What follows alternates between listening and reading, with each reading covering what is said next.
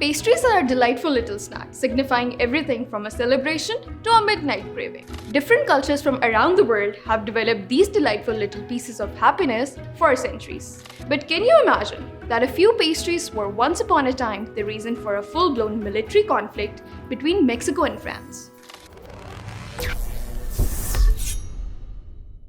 In the 1830s, Mexico was a newly independent nation, struggling with internal instability and a lack of funds. France, on the other hand, was an established European power, with interest in protecting its citizens and investments abroad. The two countries had limited interactions, but that would change with the pastry war.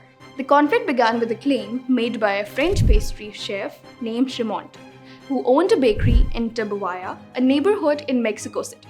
During a period of civil war in Mexico, in 1832, his shop was looted by Mexican officers. Remontel sought compensation from the Mexican government, but his request was ignored. This prompted him to appeal to the French government for help. In 1838, the French government, under King Louis Philippe, took the cause of Remontel and other French nationals who had suffered losses in Mexico.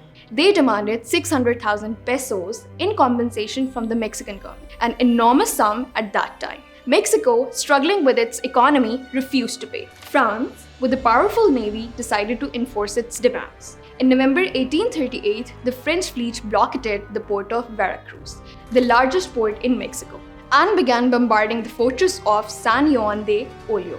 The blockade and bombardment put significant pressure on Mexico, leading to negotiations in early 1839. General Antonio López de Santa Anna, who would later become famous for the Battle of the Alamo, was wounded during the conflict, gaining him national hero status. Eventually, Mexico agreed to pay the compensation, and the French lifted the blockade. This agreement ended the pastry war in early 1839.